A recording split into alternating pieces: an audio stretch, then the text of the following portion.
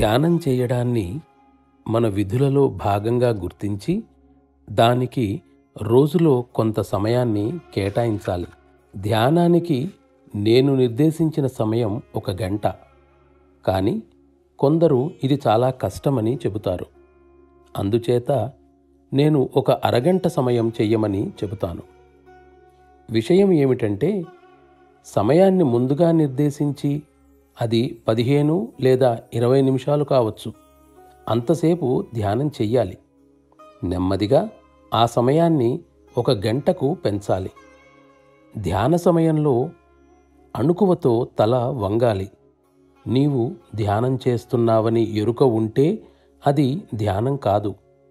ధ్యాన సమయంలో భగవంతుని దగ్గరకు భిక్షకు వెళ్తాం.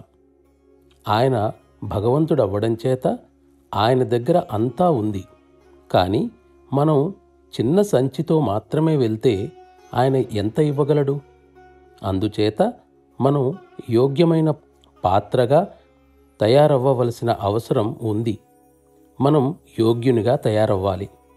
ధ్యానం అంటే భగవంతుని ఒడిలో నిద్రించటం. నీవు అక్కడ నిద్రిస్తూ ఉంటే ఆయనే నిన్ను మేలుకొలుపుతారు.